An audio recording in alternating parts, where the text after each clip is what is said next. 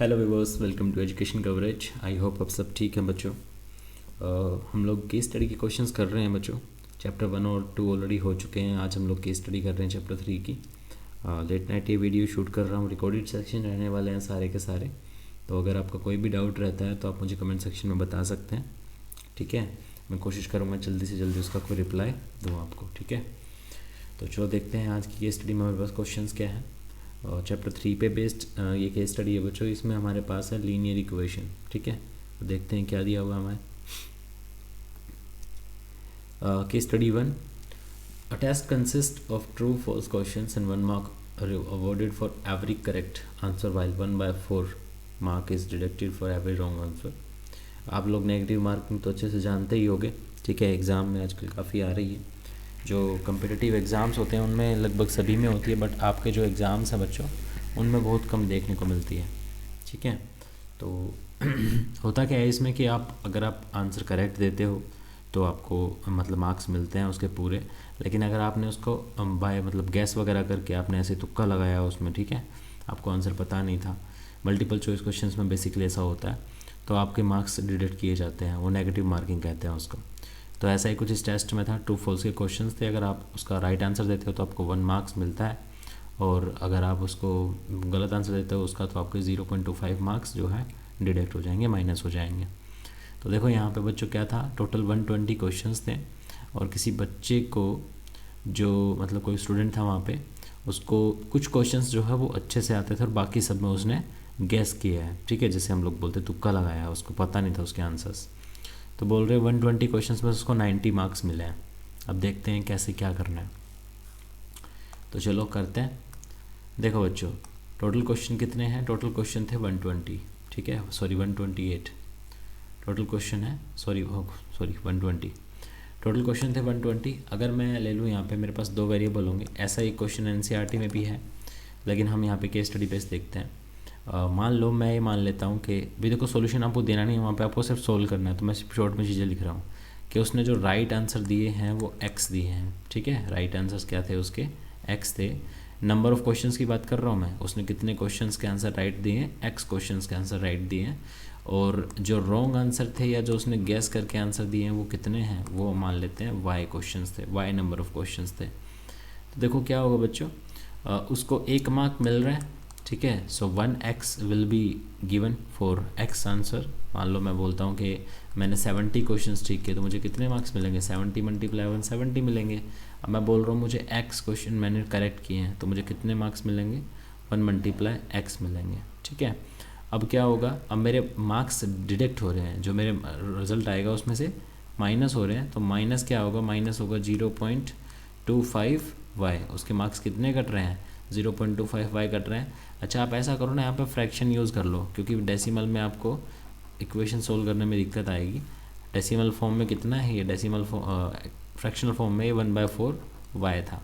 देखो पहले मैंने लिया है कि उसको मार्क्स कितने मिल रहे हैं, फिर मैंने लिया उसके मार्क्स कटे कितने, and finally the score was 95। कितना स्कोर आया था उसका? 95 आया था। Let me check again, sorry 90, got 90 marks, result 90 आया था भाई, ठीक है। ये 90 है यहाँ पे। तो हमारा रिजल्ट कितना आया? 90 आया। अब मुझे इस इक्वेशन को सोल्व करना है। तो फ्रैक्शनल के फॉर्म में मैंने बताया था क्या, कि जब फ्रैक्शन आता है लीनियर इक्वेशन में तो आप एलसीएम लिया करो हमेशा। तो हम एलसीएम लेंगे तो कितना हो जाएगा? यही इक्वेशन हो जाएगी 4x minus y is equal to, ये वहाँ चला जाएगा 360, ठीक है। 4x minus y is equal to 360। यहाँ से आप y की वैल्यू निकाल सकते हो। y की वैल्यू कितनी हो जाएगी? 4x माइनस 360 जो है वो y की वैल्यू हो जाएगी। अब मैं इसमें सब्स्टिट्यूशन यूज़ करने वाला हूँ, इसलिए मैंने ये निकाला है। दूसरी मेरी इक्वेशन क्या है? दूसरी मेरी इक्वेशन ये है कि टोटल क्वेश्चंस कितने थे। कुछ क्वेश्चन बच्चे ने ठीक करेक्ट आंसर दिए हैं और बाकी के जो क्वेश्चन थे उसने उसमें गैस किया है। और टोटल क्वेश्चन कितने हैं? 120। मतलब मैं ये बोलूँ कि जो राइट वाले आंसर है, रॉन्ग वाले आंसर है, दोनों को मिलाकर कितना बनेगा? 120। अब हमें y की वैल्यू पता है ना, y की वैल्यू हमारे पास है, तो इसमें हम देखो y की वैल्यू रख देंगे कितना? 4x minus 360 will be equal to 120। तो ये हो जाएगा आपका 5x। ये वहाँ जाएगा तो प्लस होगा बच्चों, कितना हो जाएगा? 480 हो जाएगा, ठीक है। और इसको आप काटोगे तो कितना आएगा? x की वैल्यू हमारी आ जाएगी 24। सॉरी 96 आएगा, डबल होता है, ठीक है। x इज इक्वल टू 96, उसका मतलब क्या हुआ, उसके करेक्ट आंसर कितने हुए 96, तो रॉन्ग आंसर्स कितने थे, रॉन्ग आंसर्स कितने थे, वैसे देखो यहाँ पे यही पूछा how many questions did he correctly, ठीक है, कितने आंसर्स ने करेक्ट दिए, तो रॉन्ग भी निकाल लेते हैं। 120 में से आप 96 माइनस करोगे तो 24 आ जाएगा, ठीक है ना। तो 24 उसने क्या है, रॉन्ग आंसर दिए हैं या फिर उसने गैस करके आंसर दिए थे। तो आई होप ये फर्स्ट पार्ट समझ आया होगा बच्चों। अभी समझाने में टाइम लग रहा है, करने में आपको इतना नहीं लगेगा, एनसीईआरटी बेस्ड क्वेश्चन ही है, इसलिए थोड़ा टाइम लग रहा है क्योंकि मैं आपको चीज़ें समझा रहा हूँ। फिर उसके बाद में how many question did he gas, उसने गैस कितने किया, हमने ऊपर फर्स्ट पार्ट में निकाला ना अभी, इसका आंसर कितना होगा, जो उसने गैस किए हैं, जो उसके गलत थे, कितने क्वेश्चन थे 24 क्वेश्चन जो हैं उसके गलत थे, उसने गैस करके निकाले हैं, उसके बारे में उसका आंसर उसको पता नहीं था। आगे देखते हैं, if the answer to all questions attempted by guessing were wrong then answer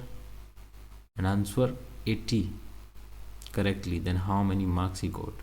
अब बोल रहा है कि भाई जो क्वेश्चंस उसने गैस करके निकाले हैं अगर वो सारे के सारे गलत होते, ठीक है, वो सारे के सारे हम मान लें कि भाई उसने जो गैस किए वो गलत निकले, हमें नहीं पता कि उसको नंबर मिले कि नहीं मिले उसमें, तो हमें नहीं मिला कि उसका आंसर करेक्ट था कि नहीं था, सारे गलत थे। तो ये बोल रहा है अगर उसको तब 80 उसको स्कोर मिलता तो ये बताओ उसके, नहीं एक मिनट, आंसर्स 80 करेक्टली, अगर 80 क्वेश्चन वो करेक्ट देता है तो उसको कितने मार्क्स मिलते हैं। चलो देखो क्वेश्चन, उसने बोला ये है कि उसने 80 क्वेश्चंस करेक्ट दिए हैं तो उसको 80 मार्क्स तो मिल गए होंगे, 80 मल्टीप्लाई 1, और माइनस में क्या, माइनस में ये कि उसके मार्क्स कितने कटेंगे, उसके मार्क्स कटेंगे कितने बच्चों, उसके मार्क्स कटेंगे 40 मल्टीप्लाई 140, सॉरी 1/4।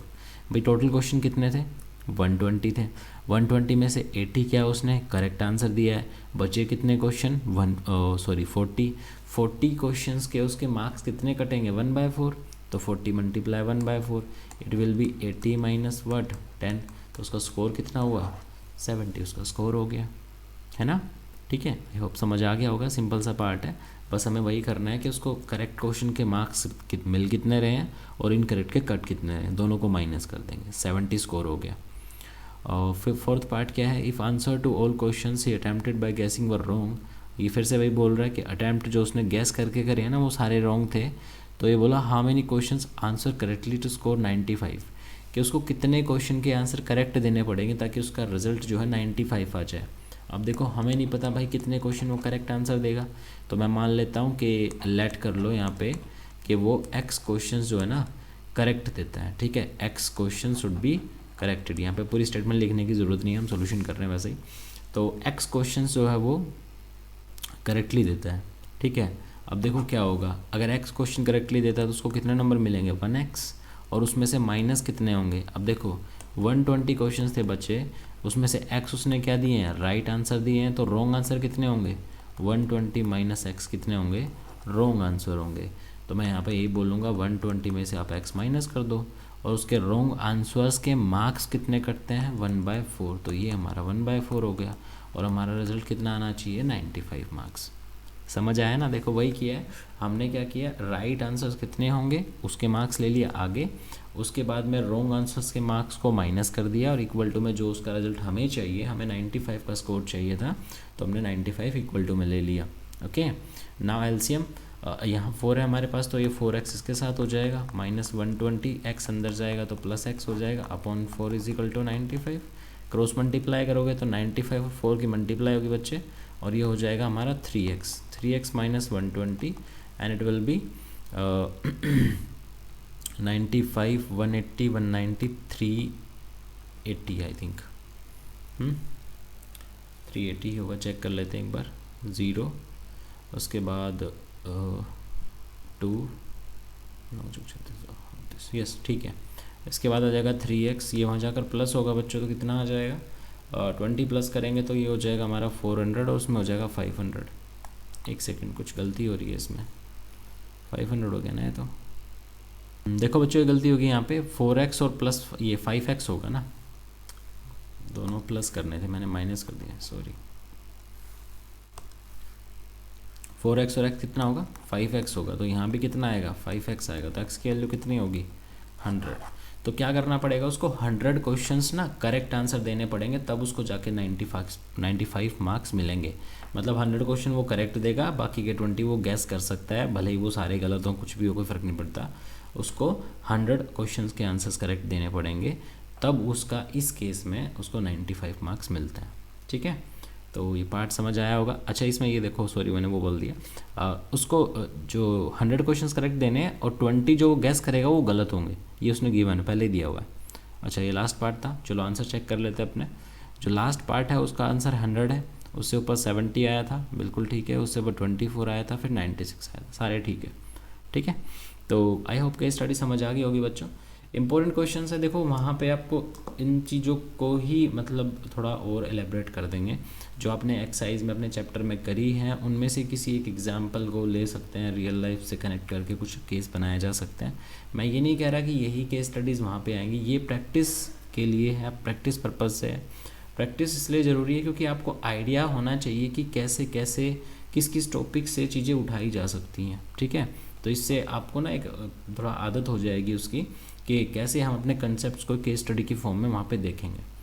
तो वीडियो अच्छी लगती है तो बच्चों लाइक कीजिए, अपने दोस्तों के साथ शेयर कीजिए, और अगर पहली बार हमारे चैनल पे है तो चैनल को सब्सक्राइब कीजिए। Thank you for watching. कुछ भी डाउट रहता है तो मुझे कमेंट सेक्शन में बता सकते हो। Thank you so much.